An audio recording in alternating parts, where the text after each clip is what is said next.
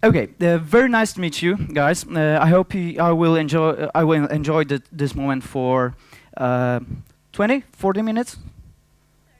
30 minutes. Okay. I hope you will enjoy that presentation. My name is Matt, and I'm a developer advocate. I'm an agile coach, and I'm an agile software architect for Polish Ministry of Interior, for Central Information Technology Agency. This talk is unfortunately in Polish. I will translate you on the slide, but that doesn't ruin anything for you. And I hope you will find this talk very interesting. And just because it's ad hoc, so please excuse for any inconvenience.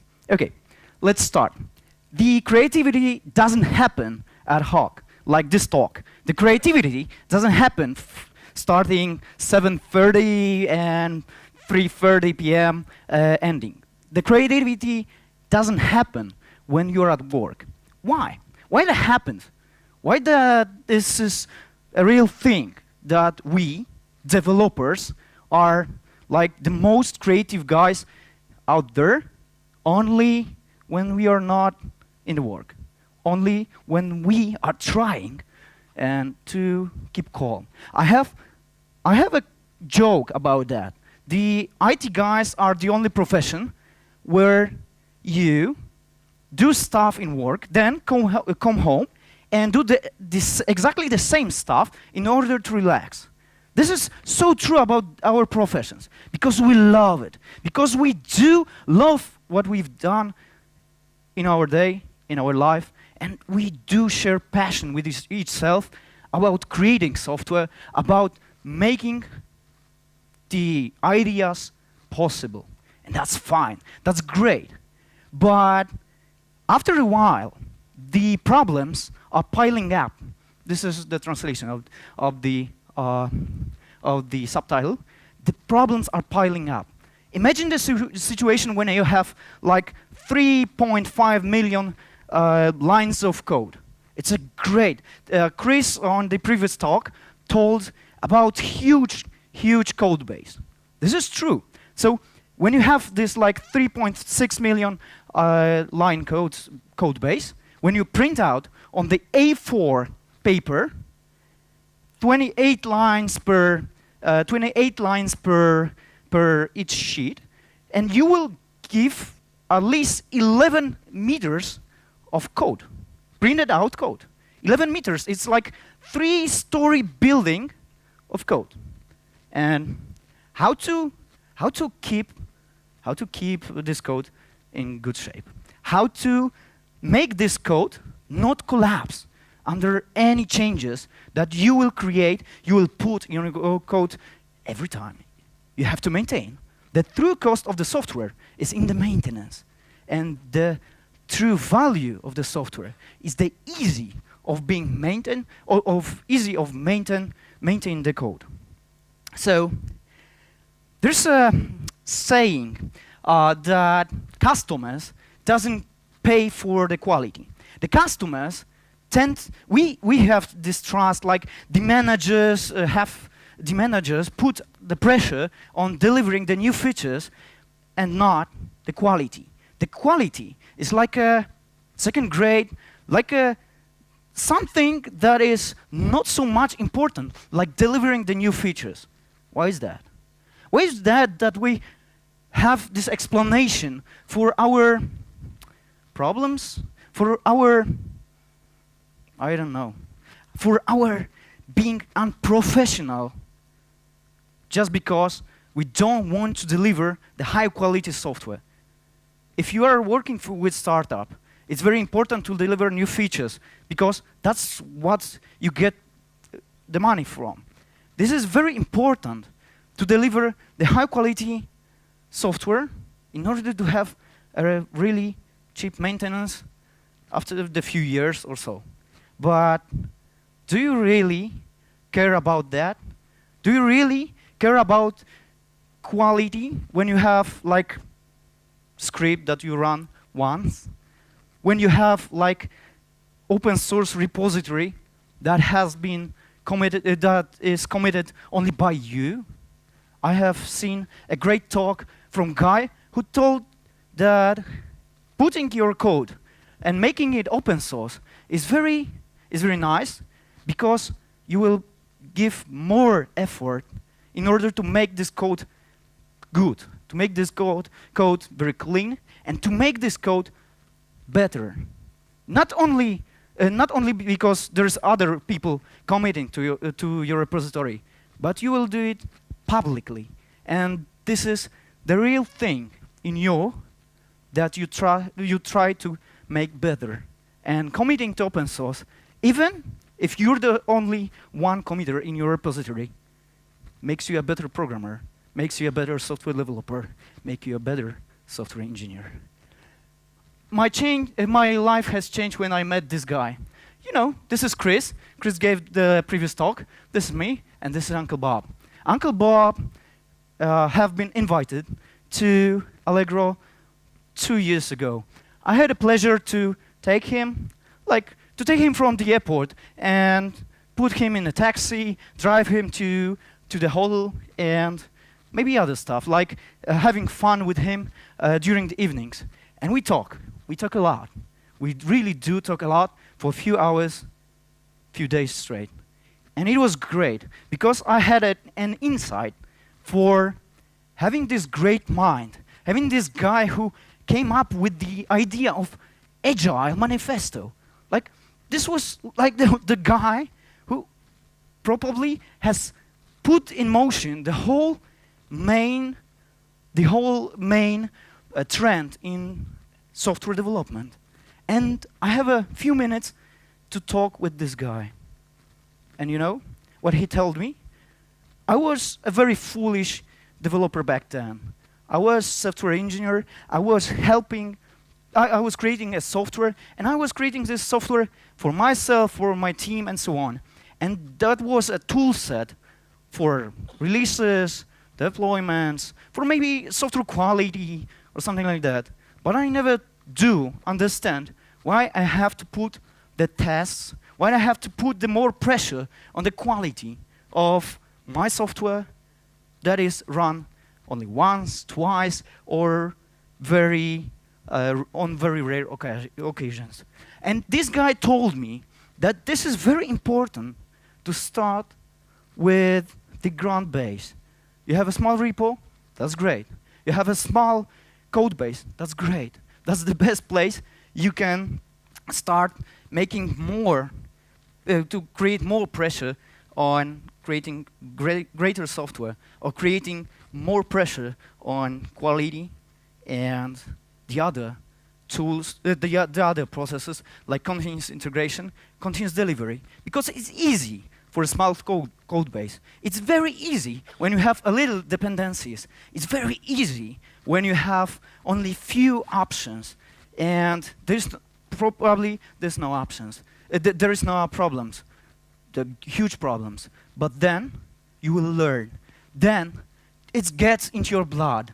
Then you will get an experience, and you will move on with the larger projects, with something bigger and heavier, and with more dependencies, and with more modules, and maybe microservices, like a whole environment of microservices, like the whole ecosystem of microservices.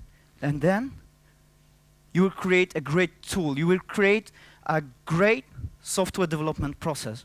But start with the small project. Start with your own open source tool that you are creating for yourself, only for, like, I don't know, maybe your hobby project, or maybe your graduate thesis, or maybe something like that.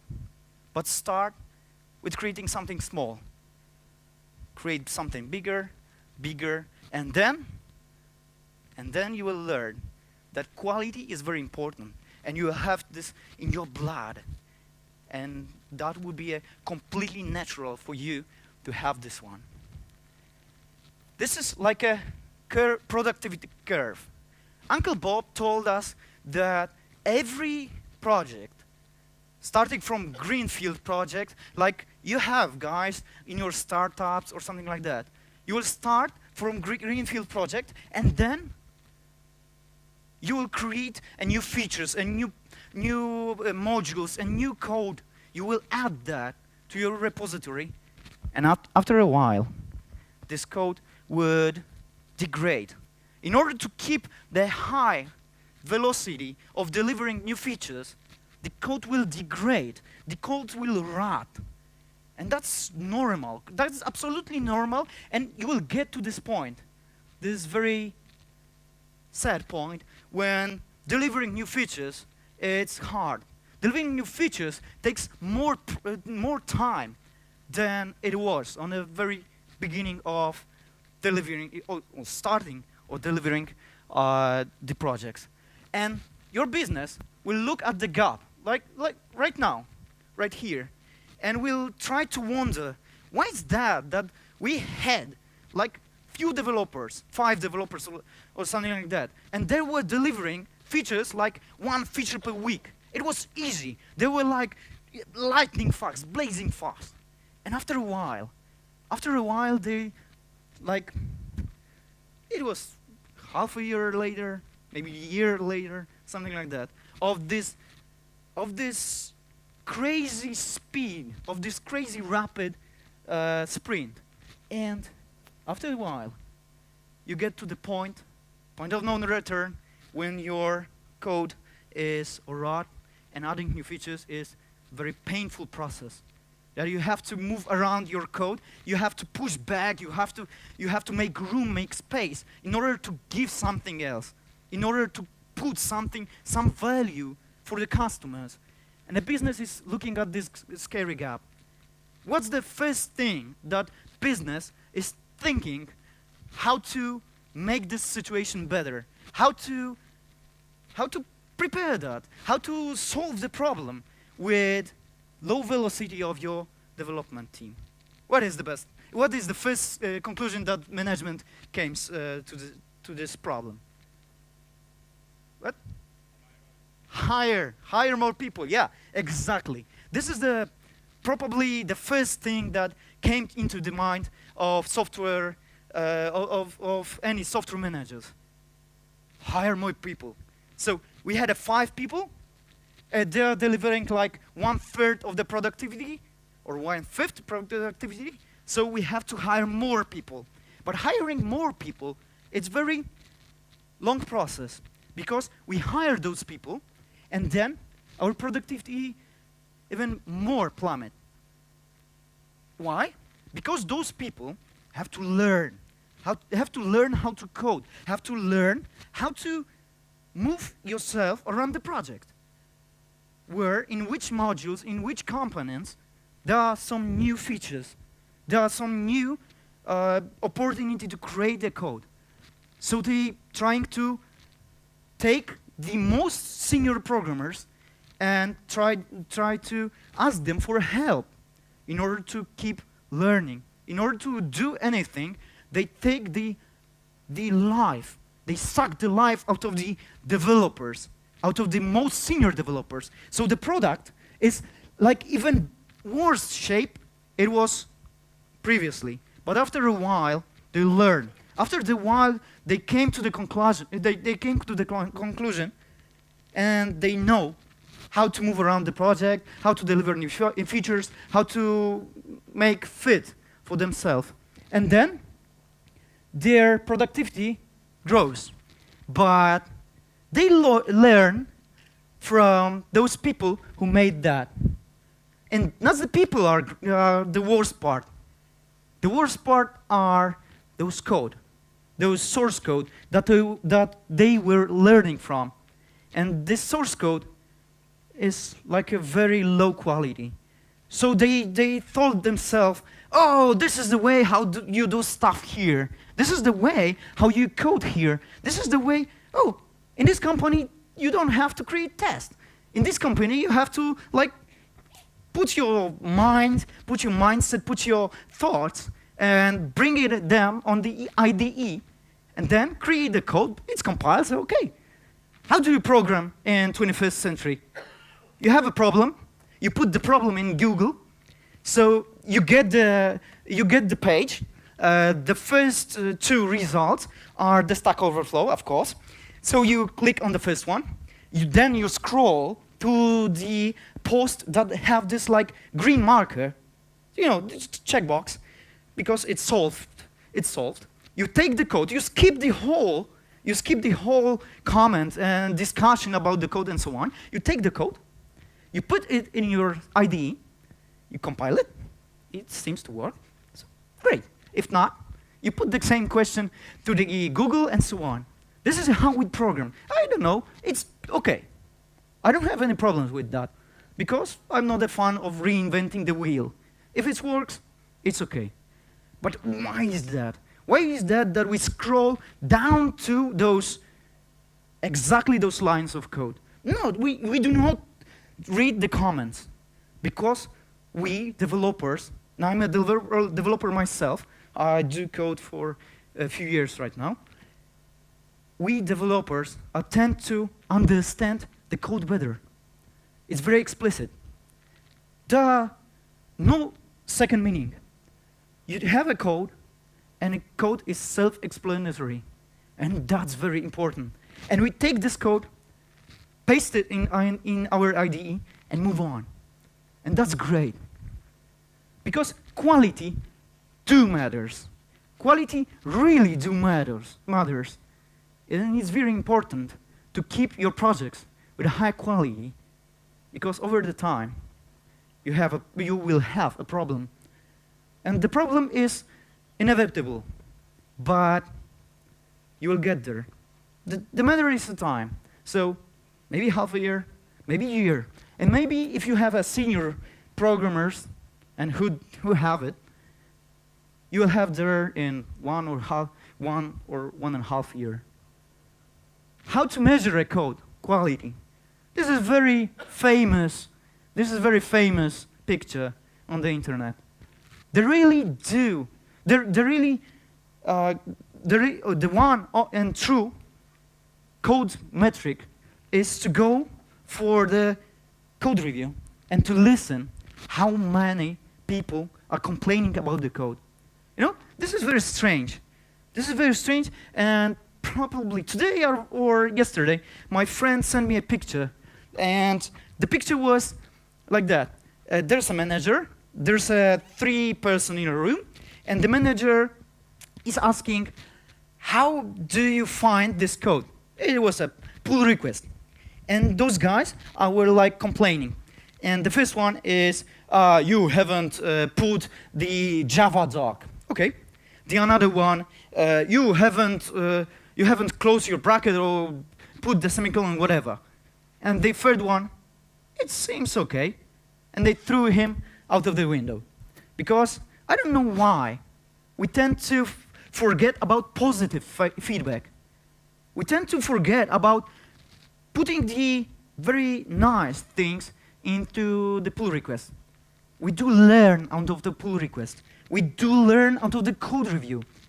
And the learning is not about complaining. It's about moving you forward. It's very nice to have this feed forward, not feedback. Feed forward pulls you towards achieving the goal, which is better quality software. And feedback is like pointing out the problems, pointing out the issues with your source code. You know, there's a few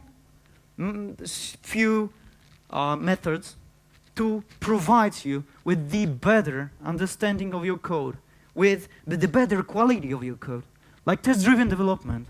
Like, this is a thing. By the way, who do practice test-driven development? Great.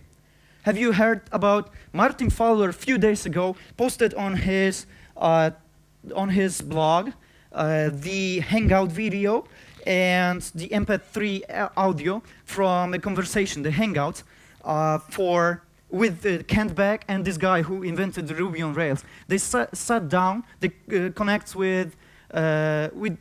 together on the Hangout, and they talk. They talk about whether TDD is dead or TDD is okay. How it really improves our understanding of the code, how it shapes our architecture, how it shapes our vision of new features about our code.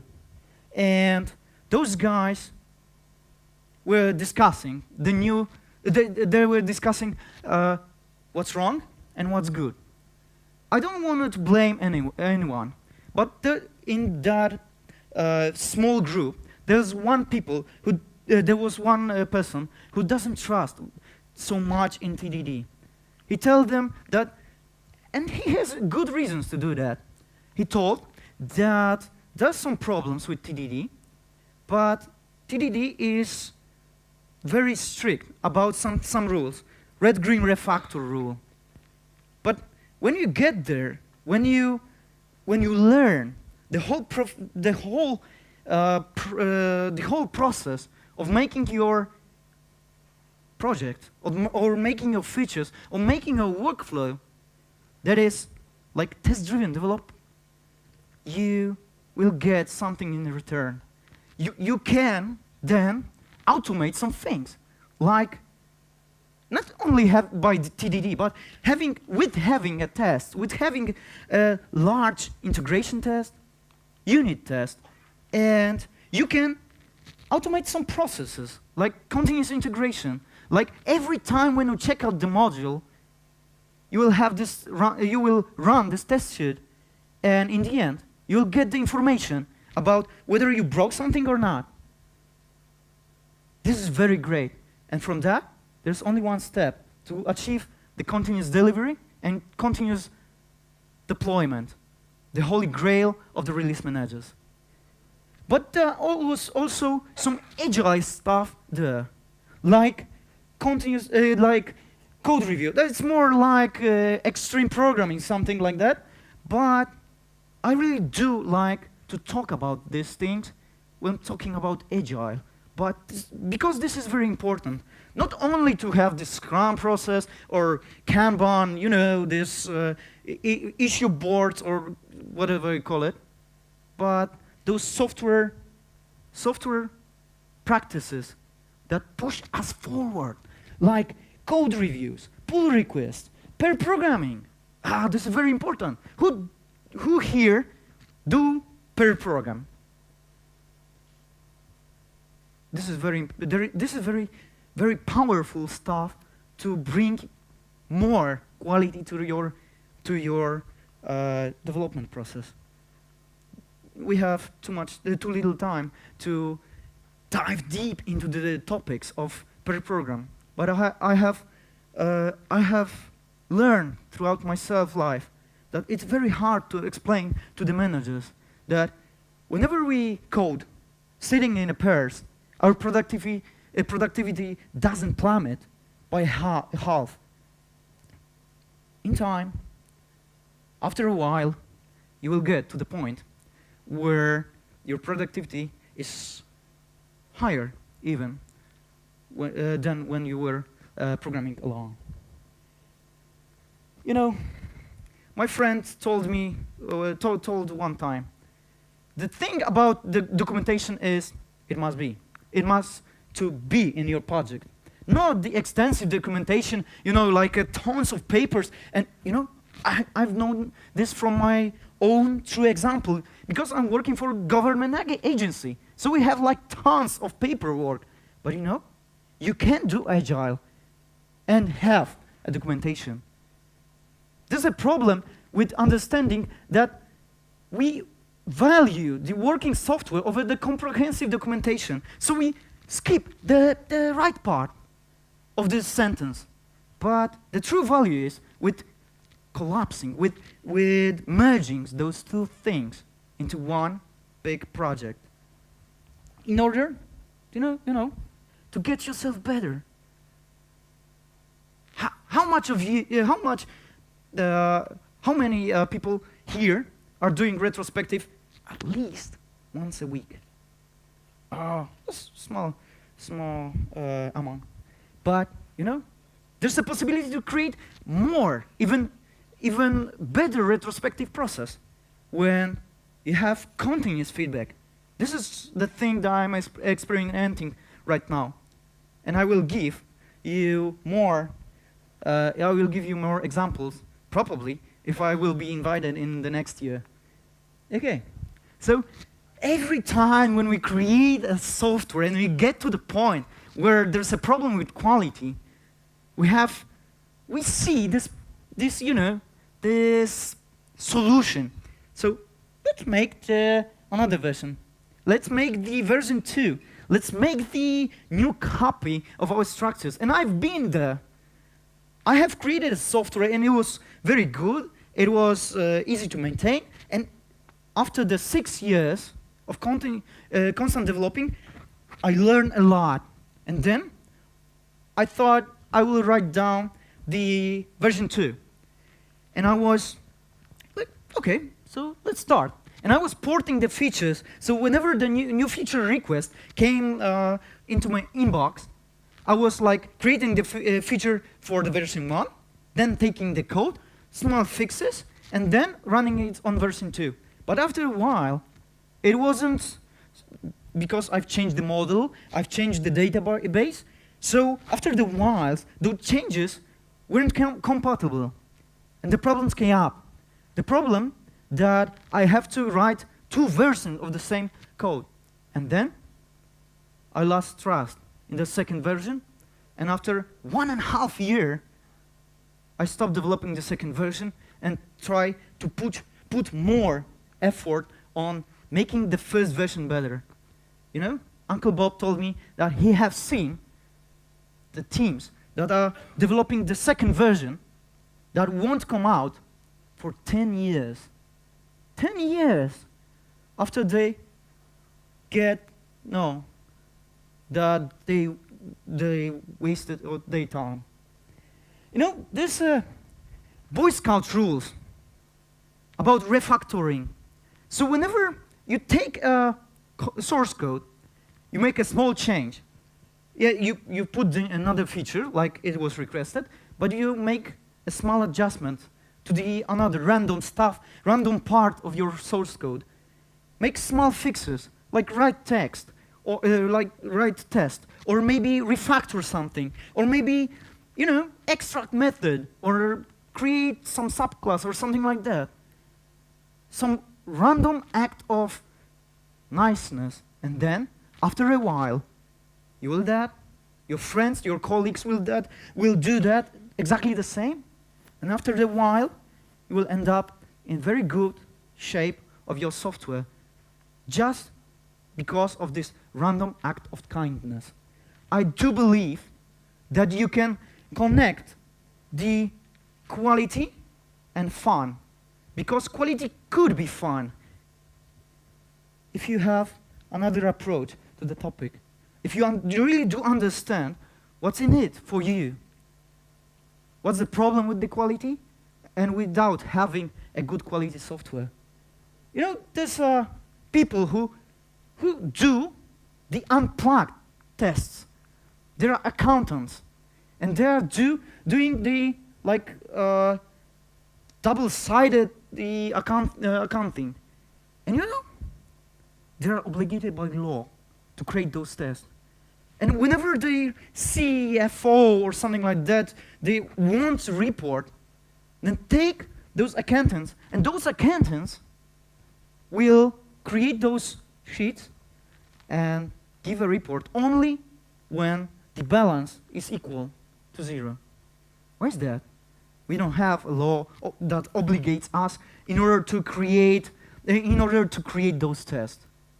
But we have to be like perfectionist in order to understand, because we do like software. We do understand. The making software with bugs, it would be like me being here. That's not the right thing, because I really do run the spell check here. And this test suite is like a spell check process for your application. You know, there's a story about hackathon. We don't have time for that, unfortunately. This is an ad hoc talk, so please forgive me. And I will skip to the conclusion. Imagine the situation.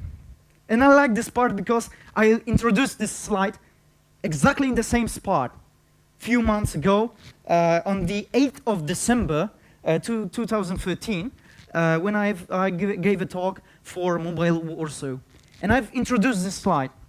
Imagine the situation when there's a plane there, and there's a kid here. And this kid is your kid, your boy, your girl, your niece, or this kid is very close relative to you. You love it. And imagine the situation when on this plane there's a software that is written exactly in the same kind, exactly in the same matter that you really do code right now. Do you let this guy to go aboard the plane and fly away? I bet you not. I bet you not. But on the first talk, when I mentioned about that, there was one guy from that corner, and he jumped up and said, "Yeah, yeah, yeah." That's the real feeling about that. You should be exactly such expressed about the thing, because we really do put more pressure, because try to be professionalist, and there's no exception from that. Thank you very much.